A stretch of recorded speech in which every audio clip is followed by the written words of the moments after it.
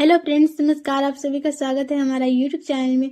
GK GS के top 100 plus MCQ जो कि सभी कंपटीशन एग्जाम के लिए बहुत ही इंपॉर्टेंट है, जिसमें जीके जीएस पूछे जाते हैं वो सभी एग्जाम के लिए बहुत ही इंपॉर्टेंट। आप लोग ध्यान से देखिएगा। और आप लोग चैनल में पहली बार आए तो चैनल को लाइक सब्सक्राइब जरूर कर लीजिएगा और बेल आइकन भी प्रेस करके रख लीजिएगा ताकि कोई भी नोटिफिकेशन आए तो सबसे पहले आपके मोबाइल फोन पे आए।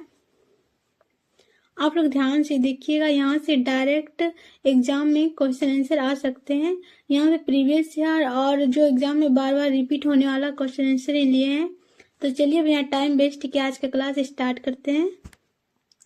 आज का पहला प्रश्न है, भारत में हरित क्रांति का जनक किसे कहा जाता है?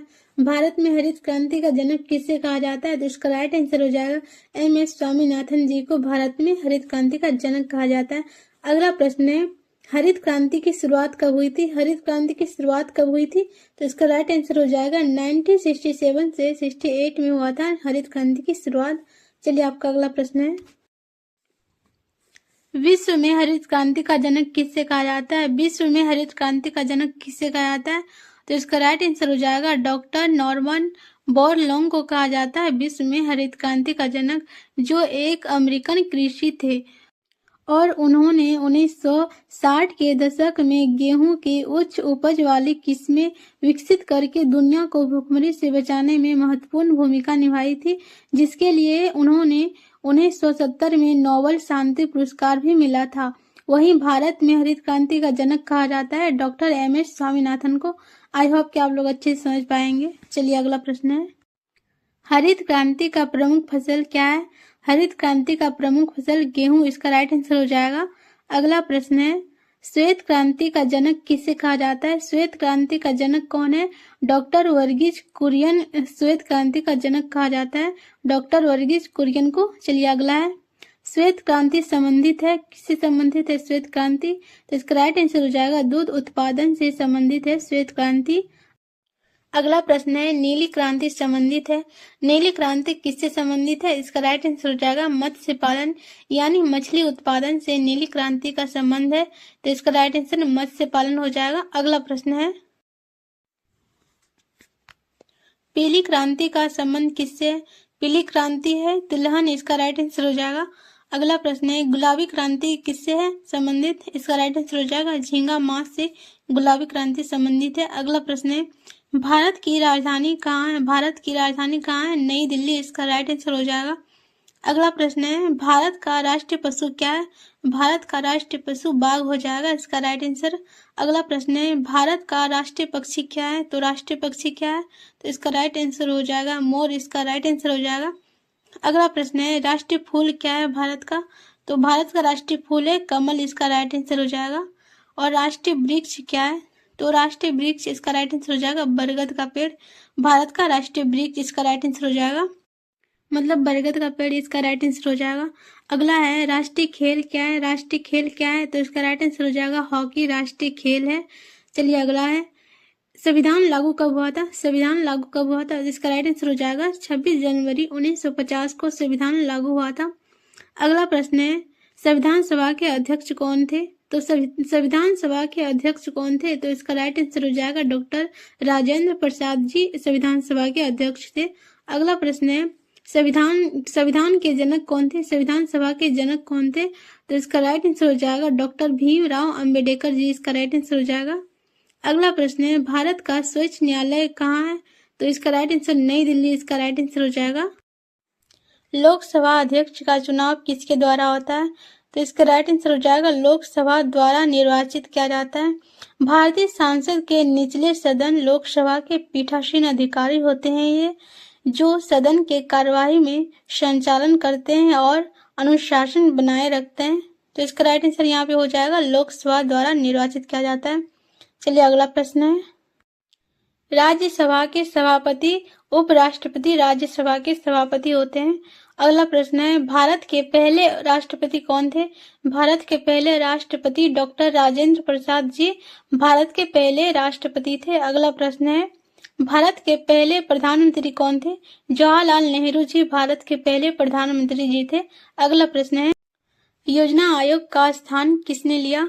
तो इसका राइट आंसर हो जाएगा नीति आयोग इसका राइट आंसर हो जाएगा। अगला प्रश्न है, नीति आयोग का अध्यक्ष कौन था? नीति आयोग का अध्यक्ष था प्रधानमंत्री जी, नीति आयोग का अध्यक्ष था। चलिए अगला प्रश्न है, आरबीआई की स्थापना कब हुई थी? आरबीआई की स्थापना हुई थी 1935 में आरबीआई की स्थापना हुई थी, तो इसका राइट आंसर हो जाएगा 1935। आरबीआई का मुख्यालय कहाँ है? आरबीआई का मुख्यालय है मुंबई में। अगला प्रश्न है, भारत का मुद्रा क्या है? तो इसका राइट आंसर रुपया, इसका राइट आंसर हो जाएगा।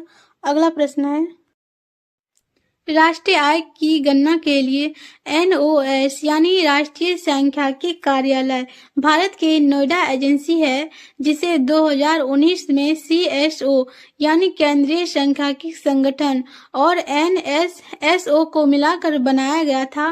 अब एनओएस ही है, तो इसका राइट आंसर क्या हो जाएगा? एनओएस यानी राष्ट्रीय सांख्यिकी कार्यालय, इसका राइट आंसर हो जाएगा। चलिए अगला प्रश्न है, पंचवर्षीय योजना की शुरुआत कब हुई थी? तो इसका राइट आंसर हो जाएगा 1951 में पंचवर्षीय योजना की शुरुआत हुई थी। अगला प्रश्न है, सबसे बड़ा राज्य क्षेत्रफल के अनुसार कौन सा है? तो इसका राइट आंसर राजस्थान हो जाएगा। अगला प्रश्न है, सबसे छोटा राज्य कौन सा है? तो इसका राइट आंसर गोवा, यहाँ पे इसका राइट आंसर हो जाएगा। अगला प्रश्न है, सबसे अधिक जनसंख्या वाला राज्य कौन सा है? तो इसका राइट आंसर हो जाएगा उत्तर प्रदेश, सबसे अधिक जनसंख्या वाला राज्य है। अगला प्रश्न है, सबसे कम जनसंख्या वाला राज्य कौन सा है? तो इसका राइट आंसर यहाँ पे सिक्किम, इसका राइट आंसर हो जाएगा। अगला प्रश्न है, भारत की सबसे लंबी नदी कौन सी है? भारत की सबसे लंबी नदी गंगा नदी भारत की सबसे लंबी नदी है। चलिए अगला प्रश्न है, सबसे ऊंची चोटी कौन सी है? भारत की सबसे ऊंची चोटी कौन सी है? तो इसका राइट आंसर हो जाएगा कंचनजंगा, इसका राइट आंसर हो जाएगा। अगला है, भारत का सबसे लंबा बांध कौन सा है? तो भारत का सबसे लंबा बांध कौन सा है? तो इसका राइट आंसर हीराकुंड बांध, इसका राइट आंसर हो जाएगा हीराकुंड बांध भारत का सबसे लंबा बांध है। चलिए अगला प्रश्न है, सबसे ऊंचा बांध कौन सा है? सबसे ऊंचा बांध कौन सा है? तो इसका राइट आंसर टिहरी बांध सबसे ऊंचा बांध है। चलिए अगला प्रश्न है, सबसे बड़ा डेल्टा कौन सा है? सबसे बड़ा डेल्टा कौन सा है? तो इसका राइट आंसर हो जाएगा सुंदरबन सबसे बड़ा डेल्टा है। चलिए अगला प्रश्न है, कर्क रेखा गुजरती है, कर्क रेखा कितने राज्य से होकर गुजरती है? तो इसका राइट आंसर हो जाएगा 8 राज्य से होकर गुजरती है कर्क रेखा। और वो कौन कौन से 8 राज्य से होकर गुजरती है? आप लोग इसका आंसर कमेंट सेक्शन में जरूर बताइएगा, वो कौन सा राज्य है 8 राज्य। चलिए अगला प्रश्न है, भारत का सबसे बड़ा रेगिस्तान कौन सा है? भारत का सबसे बड़ा रेगिस्तान कौन सा है? तो इसका राइट आंसर थार रेगिस्तान भारत का सबसे बड़ा रेगिस्तान है। चलिए अगला प्रश्न है, सबसे बड़ा पठार कौन सा है? तो इसका राइट आंसर हो जाएगा दक्कन का पठार सबसे बड़ा पठार है, तो इसका राइट आंसर हो जाएगा दक्कन का पठार। चलिए अगला प्रश्न है, सबसे लंबी तट रेखा वाला राज्य कौन सा है? सबसे लंबी तट रेखा वाला राज्य कौन सा है? तो इसका राइट आंसर हो जाएगा गुजरात, इसका राइट आंसर हो जाएगा। चलिए आपका अगला प्रश्न है, सबसे बड़ा बंदरगाह कौन सा है? सबसे बड़ा बंदरगाह मुंबई बंदरगाह सबसे बड़ा बंदरगाह है। चलिए अगला प्रश्न है, भारत का सबसे व्यस्त बंदरगाह किसे कहा जाता है? तो इसका राइट आंसर हो जाएगा जवाहरलाल नेहरू बंदरगाह को सबसे व्यस्त बंदरगाह कहा जाता है। चलिए अगला प्रश्न है, सबसे पुराना तेल क्षेत्र कौन सा है? सबसे पुराना तेल क्षेत्र कौन सा है? तो इसका राइट आंसर हो जाएगा डिगबोई, इसका राइट आंसर हो जाएगा असम में है, तो इसका राइट आंसर डिगबोई हो जाएगा। चलिए अगला प्रश्न है, सबसे बड़ा कोयला क्षेत्र कौन सा है? तो सबसे बड़ा कोयला क्षेत्र कौन सा है? झारिया, इसका राइट आंसर हो जाएगा, ये झारखंड में है। चलिए अगला प्रश्न है, लौह अयस्क का अग्रणी राज्य कौन सा है? तो इसका राइट आंसर हो जाएगा उड़ीसा, इसका राइट आंसर हो जाएगा। बॉक्साइट उत्पादन में अग्रणी राज्य कौन सा है? तो इसका राइट आंसर उड़ीसा ही हो जाएगा। और अभ्रक कहाँ पे मिलता है, कौन सा राज्य में? तो इसका राइट आंसर झारखंड हो जाएगा। अगला प्रश्न है, भारत का राष्ट्रीय गीत कौन सा है? तो भारत का राष्ट्रीय गीत कौन सा है? तो वंदे मातरम, इसका राइट आंसर हो जाएगा। चलिए अगला प्रश्न है, और आप लोग चैनल में पहली बार आए तो चैनल को सब्सक्राइब जरूर कर लीजिएगा। चलिए अगला प्रश्न की तरफ चलते हैं, राष्ट्रगान की रचयिता कौन है? राष्ट्रगान के रचयिता कौन है? तो इसका राइट आंसर हो जाएगा रविंद्रनाथ टैगोर जी है। चलिए अगला प्रश्न है, राष्ट्रीय पंचांग क्या है? तो संख सावत, इसका राइट आंसर हो जाएगा। अगला प्रश्न है, राष्ट्रीय ध्वज की डिजाइन किसने की थी?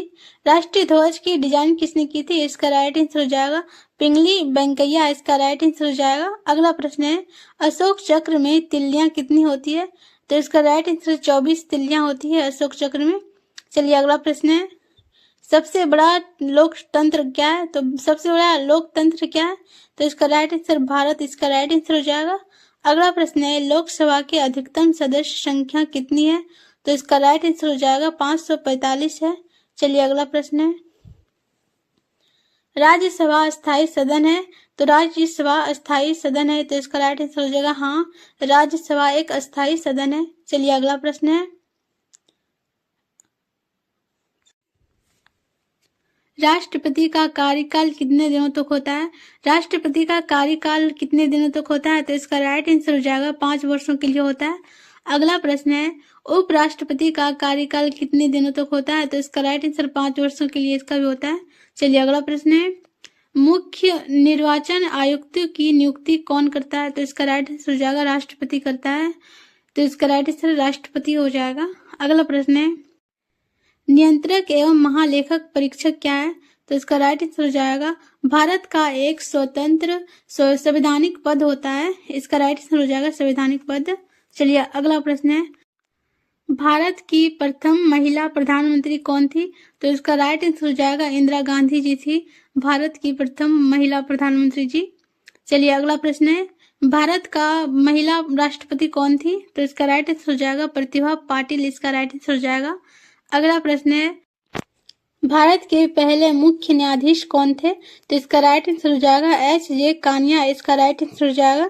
चलिए अगला प्रश्न है, सर्वोच्च न्यायालय की स्थापना कब हुई थी? तो इसका राइट आंसर हो जाएगा 1950 ईस्वी में।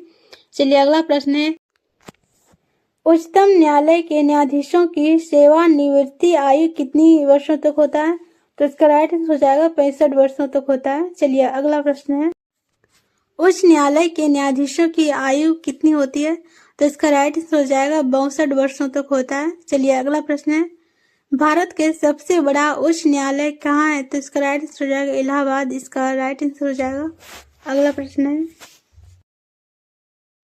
मौलिक अधिकार भाग 3 में है, तो इसका राइट आंसर हो जाएगा भाग 3 में मौलिक अधिकार है। चलिए अगला प्रश्न है, नीति निर्देश तत्व कितने में है? तो भाग 4 में है। अगला है, मौलिक कर्तव्य कितने में है? भाग 4 का ए में है मौलिक कर्तव्य। अगला है, आपातकाल का प्रावधान कितने में है? तो भाग 18 में है आपातकाल का प्रावधान। अगला प्रश्न है, राष्ट्रीय आपातकाल कितने में है? अनुच्छेद 352 में है राष्ट्रीय आपातकाल। और अगला है, राष्ट्रपति शासन कितने में है? अनुच्छेद 356 में है राष्ट्रपति शासन। चलिए अगला है, सबसे अधिक भाषाएं का मान्यता है 8वीं अनुसूची 22 में है। चलिए अगला है, हिंदी दिवस कब मनाया जाता है? हिंदी दिवस कब मनाया जाता है? 14 सितंबर को हिंदी दिवस मनाया जाता है। चलिए अगला प्रश्न है, संविधान दिवस कब मनाया जाता है? 26 नवंबर को संविधान दिवस मनाया जाता है। चलिए अगला है, गणतंत्र दिवस कब मनाया जाता है? 26 जनवरी को मनाया जाता है गणतंत्र दिवस। चलिए अगला प्रश्न है, स्वतंत्रता दिवस कब मनाया जाता है? 15 अगस्त को मनाया जाता है। चलिए अगला प्रश्न है, भारत का राष्ट्रीय कैलेंडर लागू कब हुआ था? 1957 में हुआ था भारत का राष्ट्रीय कैलेंडर लागू। इसका राइट आंसर क्या हो जाएगा? 1957 हो जाएगा। अगला है, इसरो की स्थापना कब हुई थी? तो इसका राइट आंसर हो जाएगा 1969 में हुई थी। चलिए अगला प्रश्न है, इसरो का मुख्यालय कहाँ है? तो इसका राइट आंसर है बेंगलुरु, इसका राइट आंसर हो जाएगा। DRDO की स्थापना 1958 में हुई थी और यह भारत सरकार की रक्षा मंत्रालय के तहत एक अनुसंधान और विकास एजेंसी है जिसका मुख्य काम देश के लिए अत्याधुनिक हथियार, सेंसर और रक्षा प्रणालियों के डिजाइन, विकास और उत्पादन करना है ताकि भारत रक्षा क्षेत्र में आत्मनिर्भर बन सके। इसका राइट आंसर क्या हो जाएगा? 1958 इसका राइट आंसर हो जाएगा। चलिए आपका अगला प्रश्न है, BARC का मतलब भाभा परमाणु अनुसंधान केंद्र होता है। भाभा एटॉमिक रिसर्च सेंटर कहाँ स्थित है? तो इसका राइट आंसर क्या हो जाएगा? मुंबई में स्थित है। चलिए अगला प्रश्न है, भारत का पहला उपग्रह कौन सा है? तो इसका राइट आंसर क्या हो जाएगा? आर्यभट्ट भारत का पहला उपग्रह है। चलिए अगला प्रश्न है, चंद्रयान-1 कब लॉन्च किया गया था? चंद्रयान-1 कब लॉन्च किया गया था? इसका राइट आंसर हो जाएगा 22 अक्टूबर 2008 को किया गया था चंद्रयान-1 लॉन्च। चलिए आपका अगला प्रश्न है, और आप लोगों ने अभी तक सेशन को लाइक नहीं किए तो फ्रेंड्स आप लोग सेशन को लाइक ज़रूर कर दीजिएगा और सब्सक्राइब भी कर लीजिएगा। और आप लोगों को वीडियो कैसी लगती है अपना फीडबैक कमेंट सेक्शन में ज़रूर बताइएगा। चलिए अगला प्रश्न की तरफ चलते हैं। यकीन मानिए यहाँ से डायरेक्ट एग्जाम में क्वेश्चन आंसर देखने को मिलते हैं, तो आप लोग ध्यान से देखिएगा। अगला प्रश्न है, मंगलयान कब लॉन्च हुआ था? तो इसका राइट आंसर क्या हो जाएगा? 2013 में मंगलयान लॉन्च हुआ था। चलिए अगला प्रश्न है, गगनयान मानव अंतरिक्ष मिशन इसरो का पहला अंतरिक्ष मिशन है। अगला है, ओलंपिक का पहला पदक 1952 में के.डी. जाधव ने ओलंपिक के कुश्ती में जीता था, जिसे स्वतंत्र भारत का पहला माना जाता है, जबकि भारत का पहला टीम पदक स्वर्ण 1928 में हॉकी में था। चलिए अगला प्रश्न है, भारत रत्न का शुरुआत कब हुआ था? तो इसका राइट आंसर हो जाएगा 1954 में भारत रत्न देने का शुरुआत हुआ था। चलिए अगला है, भारत रत्न पाने वाले प्रथम व्यक्ति कौन थे? भारत रत्न पाने वाले प्रथम व्यक्ति सी राजगोपालाचारी जी थे, जिन्होंने 1954 में यह सम्मान मिला। साथ ही डॉक्टर सर्वपल्ली राधाकृष्णन जी और डॉक्टर सी.वी. रमन को भी 1954 में यह पुरस्कार दिया गया था, लेकिन व्यक्तिगत रूप से राजगोपालाचारी जी पहले से थे। दादा साहेब फाल्के पुरस्कार। दादा साहेब फाल्के पुरस्कार भारत सरकार की ओर से दिए जाने वाला एक वार्षिक पुरस्कार है, जो किसी व्यक्ति विशेष को भारतीय सिनेमा में आजीवन योगदान के लिए दिया जाता है। तो इसका राइट आंसर हो जाएगा सिनेमा। दादा साहेब फाल्के पुरस्कार दिया जाता है सिनेमा क्षेत्र में। चलिए अगला प्रश्न है, ज्ञानपीठ पुरस्कार साहित्य के लिए दिया जाता है। अगला प्रश्न है, राष्ट्रीय विज्ञान दिवस कब मनाया जाता है? तो इसका राइट आंसर हो जाएगा 28 फरवरी को राष्ट्रीय विज्ञान दिवस मनाया जाता है। और अगला प्रश्न है, शिक्षक दिवस कब मनाया जाता है? शिक्षक दिवस 5 सितंबर को मनाया जाता है। और अगला है, बाल दिवस कब मनाया जाता है? बाल दिवस 14 नवंबर को मनाया जाता है बाल दिवस। चलिए अगला प्रश्न है, पर्यावरण दिवस कब मनाया जाता है? पर्यावरण दिवस 5 जून को मनाया जाता है। और अगला प्रश्न है, विश्व जनसंख्या दिवस कब मनाया जाता है? तो इसका राइट आंसर हो जाएगा 11 जुलाई को मनाया जाता है विश्व जनसंख्या दिवस। तो फ्रेंड्स आप लोग यहाँ पे देखिए 100 प्रश्न हो चुके हैं, और यहाँ पे प्रैक्टिस सेट देख लेते हैं, ऑब्जेक्टिव क्वेश्चन आंसर देख लेते हैं, और यहाँ पे लाइव टेस्ट होगा। तो आप लोग अपना स्कोर लास्ट में ज़रूर बताइएगा। और आप लोग चैनल पहली बार आए तो चैनल को लाइक सब्सक्राइब जरूर कर लीजिएगा, आप लोगों से रिक्वेस्ट है। और आपको इसी फॉर्मेट में अगर चाहिए क्वेश्चन आंसर क्यों, तो आप लोग कमेंट करके ज़रूर बताइएगा कमेंट सेक्शन में। तो चलिए ऑब्जेक्टिव क्वेश्चन आंसर की तरफ चलते हैं। पहला प्रश्न है, भारत में हरित क्रांति का जनक कौन थे? बताइए आप लोग, भारत में हरित क्रांति के जनक कौन थे? तो इसका राइट आंसर हो जाएगा ऑप्शन बी हो जाएगा M.S. स्वामीनाथन जी भारत में हरित क्रांति के जनक थे। चलिए अगला प्रश्न है, भारत में हरित क्रांति की शुरुआत कब हुई थी? तो इसका राइट आंसर हो जाएगा ऑप्शन सी हो जाएगा 1967 से 68 में हुई थी। चलिए अगला प्रश्न है, विश्व में हरित क्रांति के जनक कौन थे? बताइए आप लोग, विश्व में हरित क्रांति के जनक कौन थे?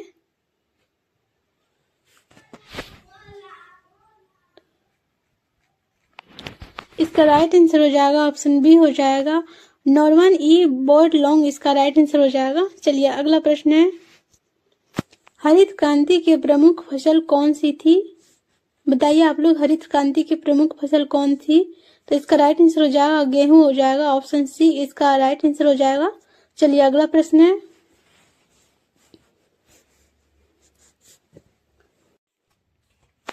श्वेत क्रांति का जनक कौन थे? बताइए आप लोग, श्वेत क्रांति का जनक कौन थे?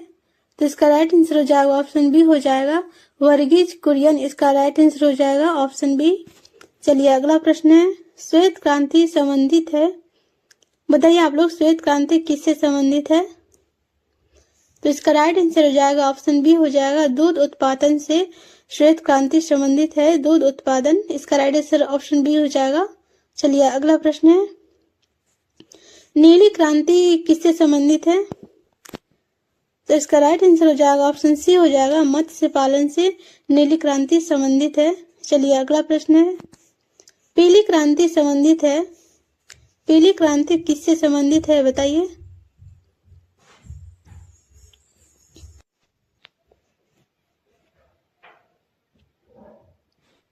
इसका राइट आंसर ऑप्शन बी हो जाएगा तिलहन, इसका राइट आंसर हो जाएगा पीली क्रांति से संबंधित है तिलहन, ऑप्शन बी इसका राइट आंसर हो जाएगा।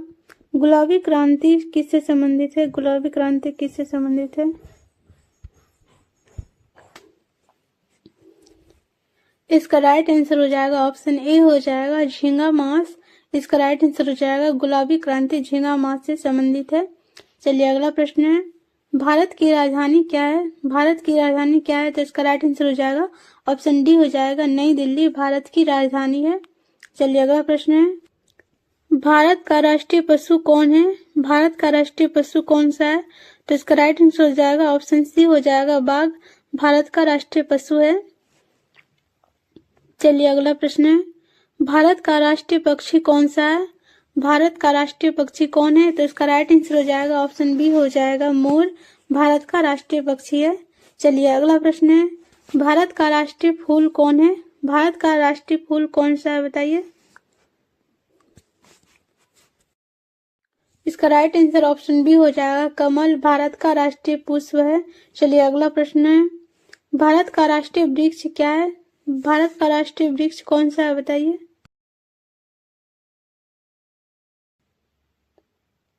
तो इसका राइट आंसर हो जाएगा ऑप्शन सी हो जाएगा बरगद का पेड़ है भारत का राष्ट्रीय वृक्ष, इसका राइट आंसर ऑप्शन सी हो जाएगा। चलिए अगला प्रश्न है, भारत का परंपरागत राष्ट्रीय खेल माना जाता है, किसे माना जाता है भारत का राष्ट्रीय खेल? इसका राइट आंसर हो जाएगा ऑप्शन सी हो जाएगा हॉकी, इसका राइट आंसर हो जाएगा। चलिए अगला प्रश्न है, भारतीय संविधान कब लागू हुआ था?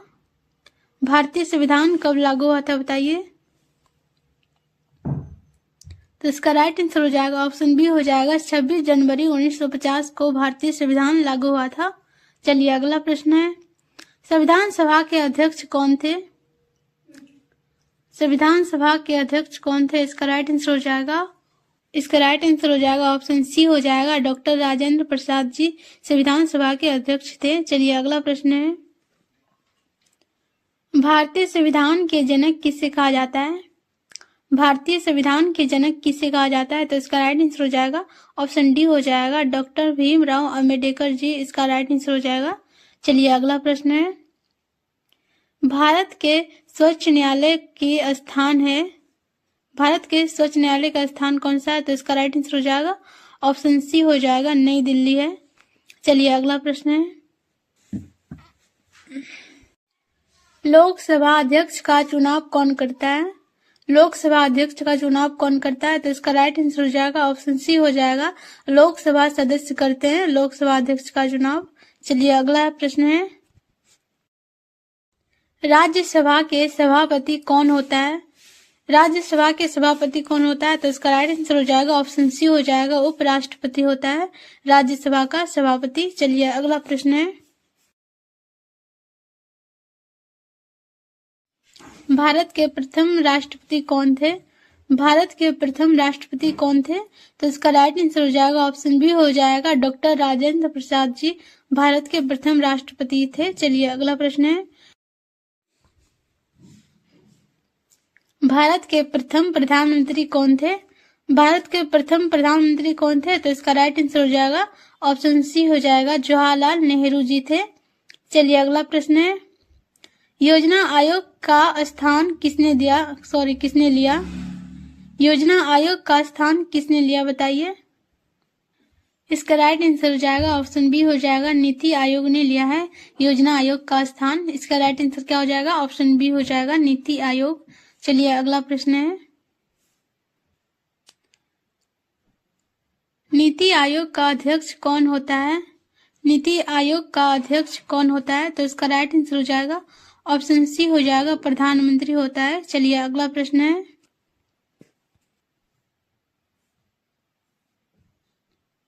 भारतीय रिजर्व बैंक आरबीआई की स्थापना कब हुई थी? तो इसका राइट आंसर हो जाएगा ऑप्शन सी हो जाएगा 1935 में, इसका राइट आंसर हो जाएगा। चलिए अगला प्रश्न है, आरबीआई का मुख्यालय कहाँ है? आरबीआई का मुख्यालय कहाँ है? तो इसका राइट आंसर हो जाएगा ऑप्शन डी हो जाएगा मुंबई में है। चलिए अगला प्रश्न है, भारत की मुद्रा क्या है? तो भारत की मुद्रा क्या है? तो इसका राइट आंसर हो जाएगा ऑप्शन सी हो जाएगा रुपया है। चलिए अगला प्रश्न है, भारत में राष्ट्रीय आय की गणना कौन करता है? भारत में राष्ट्रीय आय की गणना कौन करता है? तो इसका राइट आंसर हो जाएगा ऑप्शन सी हो जाएगा एनएसओ और सीएसओ करता है। चलिए अगला प्रश्न है, भारत में प्रथम पंचवर्षीय योजना कब प्रारंभ हुई थी? तो इसका राइट आंसर हो जाएगा ऑप्शन सी हो जाएगा 1951 में। चलिए अगला प्रश्न है, क्षेत्रफल की दृष्टि से भारत का सबसे बड़ा राज्य कौन सा है? इसका राइट आंसर हो जाएगा ऑप्शन डी हो जाएगा राजस्थान, इसका राइट आंसर हो जाएगा। चलिए अगला प्रश्न है, क्षेत्रफल की दृष्टि से भारत का सबसे छोटा राज्य कौन सा है? तो इसका राइट आंसर क्या हो जाएगा? ऑप्शन बी हो जाएगा गोवा। चलिए अगला प्रश्न है, जनसंख्या की दृष्टि से भारत का सबसे बड़ा राज्य कौन सा है? तो इसका राइट आंसर क्या हो जाएगा? उत्तर प्रदेश, ऑप्शन सी इसका राइट आंसर हो जाएगा। चलिए अगला प्रश्न है, जनसंख्या की दृष्टि से भारत का सबसे छोटा राज्य कौन सा है? तो इसका राइट आंसर क्या हो जाएगा? ऑप्शन सी हो जाएगा सिक्किम है जनसंख्या की दृष्टि से भारत का सबसे छोटा राज्य। चलिए अगला प्रश्न है, भारत की सबसे लंबी नदी कौन सी है? भारत की सबसे लंबी नदी कौन सी है? तो इसका राइट आंसर हो जाएगा ऑप्शन सी हो जाएगा गंगा नदी। चलिए अगला प्रश्न है, भारत की सबसे ऊंची पर्वत चोटी कौन सी है?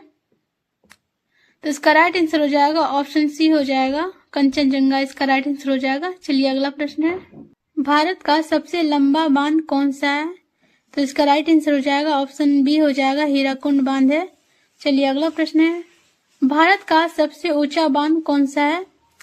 तो इसका राइट आंसर हो जाएगा ऑप्शन सी हो जाएगा टिहरी बांध है, इसका राइट आंसर। चलिए अगला प्रश्न है, भारत का सबसे बड़ा डेल्टा कौन सा है? तो इसका राइट आंसर हो जाएगा ऑप्शन डी हो जाएगा सुंदरबन डेल्टा भारत का सबसे बड़ा डेल्टा है। अगला है, कर्क रेखा भारत में कितने राज्य से होकर गुजरती है? तो इसका राइट आंसर हो जाएगा ऑप्शन सी हो जाएगा 8 राज्य से होकर गुजरती है कर्क रेखा। अगला प्रश्न है, भारत का सबसे बड़ा मरुस्थल कौन सा है? तो इसका राइट आंसर हो जाएगा ऑप्शन सी हो जाएगा थार मरुस्थल, इसका राइट आंसर हो जाएगा। चलिए अगला प्रश्न है, भारत का सबसे ऊंचा पठार कौन सा है? तो इसका राइट आंसर हो जाएगा ऑप्शन सी हो जाएगा दक्कन का पठार भारत का सबसे ऊंचा पठार है। चलिए अगला प्रश्न है, भारत में सबसे लंबी तटरेखा वाले राज्य कौन सा है? तो इसका राइट आंसर हो जाएगा ऑप्शन डी हो जाएगा गुजरात है। चलिए अगला प्रश्न है, भारत का सबसे बड़ा बंदरगाह कौन सा है? भारत का सबसे बड़ा बंदरगाह कौन सा है? तो इसका राइट आंसर हो जाएगा ऑप्शन बी हो जाएगा मुंबई है भारत का सबसे बड़ा बंदरगाह। चलिए अगला प्रश्न है, भारत का सबसे व्यस्त बंदरगाह कौन सा है? तो इसका राइट आंसर ऑप्शन डी हो जाएगा जवाहरलाल नेहरू बंदरगाह है भारत का सबसे व्यस्त बंदरगाह। चलिए अगला प्रश्न है, भारत का सबसे पुराना तेल क्षेत्र कहाँ है? तो इसका राइट आंसर क्या हो जाएगा? ऑप्शन बी हो जाएगा डिगबोई में है, असम में है। चलिए अगला प्रश्न है, भारत का सबसे बड़ा कोयला क्षेत्र कौन सा है? भारत का सबसे बड़ा कोयला क्षेत्र कौन सा है? तो इसका राइट आंसर ऑप्शन सी हो जाएगा झारिया, इसका राइट आंसर हो जाएगा। चलिए अगला प्रश्न है,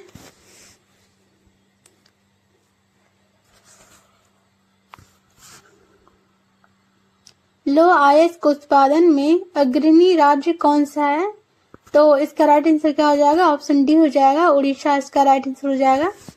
चलिए अगला प्रश्न है, बॉक्साइट उत्पादन में अग्रणी राज्य कौन सा है? तो इसका राइट आंसर हो जाएगा ऑप्शन बी हो जाएगा उड़ीसा, इसका राइट आंसर हो जाएगा। ये वीडियो बनाने में बहुत मेहनत लगी है। आप लोग से रिक्वेस्ट है, आप लोग चैनल को सब्सक्राइब जरूर कर लीजिएगा और अपना फीडबैक कमेंट सेक्शन में जरूर बताइएगा। चलिए अगला प्रश्न है।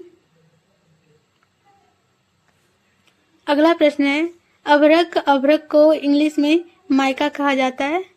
अभ्रक उत्पादन की अग्रणी राज्य कौन सा है? तो इसका राइट आंसर क्या हो जाएगा? ऑप्शन डी हो जाएगा। ऑप्शन डी इसका राइट आंसर हो जाएगा, झारखंड राज्य है। आज का वीडियो यहीं तक रहा। आप लोगों को वीडियो कैसी लगी कमेंट सेक्शन में अपना फीडबैक जरूर दीजिएगा और आप लोग चैनल को भी सब्सक्राइब जरूर कर लीजिएगा और बेल आइकन में प्रेस करके रख लीजिएगा ताकि कोई भी नोटिफिकेशन आए तो सबसे पहले आपके मोबाइल फोन पे आए। तो मिलते हैं नेक्स्ट वीडियो में, तब तक आप लोग अपने अपनों का ख्याल रखें। Thank you.